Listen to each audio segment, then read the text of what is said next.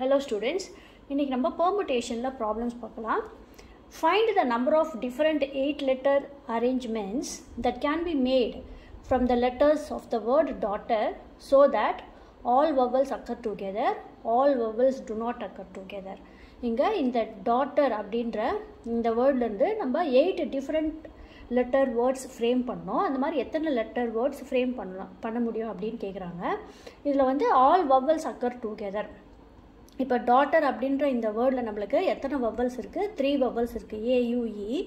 இப்போ இந்த 3 vowelsம் நமக்கு ஒண்ணா வந்து வேர்ட்ல வர மாதிரி இருக்கணும். சரிங்களா? அப்போ இந்த 3 vowels நம்ம வந்து ஒரு சிங்கிள் ஆப்ஜெக்ட்டா கன்சிடர் பண்ணிக்கலாம். அப்போ ரிமைனிங் எத்தனை லெட்டர்ஸ் இருக்கும்? இதுல 5 லெட்டர்ஸ் இருக்கும்.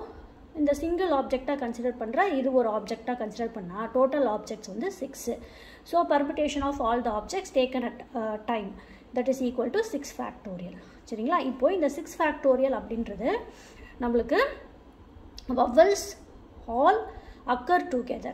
சரிங்களா? அதுல இந்த A U E அப்படின்ற இந்த vowels வந்து அதுக்குள்ளே தன்னை அரேஞ்ச் பண்ணிக்கிறதுக்கு total number of ways in the 3 factorial ways. Therefore by multiplication principle the required permutation is 6 factorial into 3 factorial.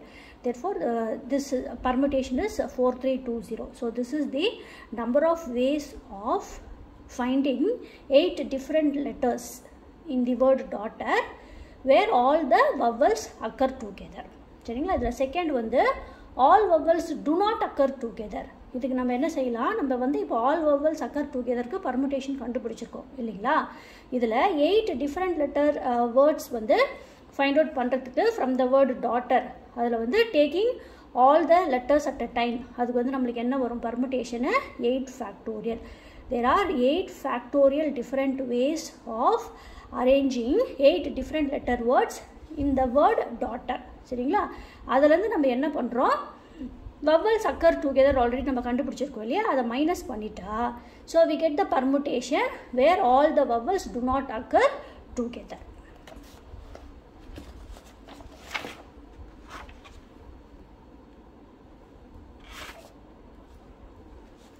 Next problem.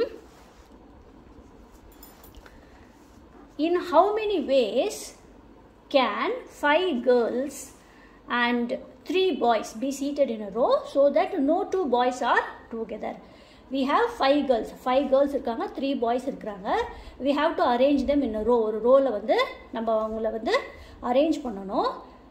இந்த 3 boys இருக்காங்க இல்லையா? அதுல வந்து 2 boys ஒண்ணா உட்கார கூடாது. சரிங்களா? அந்த மாதிரி அரேஞ்ச் பண்றதுக்கு we have to find the number of ways. இப்போ 5 girls can be seated in 5 factorial ways. இப்போ வந்து 2 boys வந்து நமக்கு ஒண்ணா வர கூடாது இல்லீங்களா? சோ girls எல்லாம் இப்படி வந்து நம்ம போட்டுட்டு இதல நடுவுல இந்த கிராஸ் மார்க்டு பிரேசஸ்ல பாய்ஸ் போட்டோம்னா 2 boys வந்து நமக்கு அடுத்து வர மாட்டாங்க. சரிங்களா? So this is the possible way. So here we have 6 possible positions. சரியா? அந்த 6 possible placesல we have to put 3 boys. சரியா? So 3 boys can be seated in 6p3 ways. Okay? So by multiplication principle number of girls can be seated in 5 factorial ways and the 3 boys can be seated in 6p3 ways. Therefore the total number of ways equal to 5 factorial into 6p3. On simplification we get this value.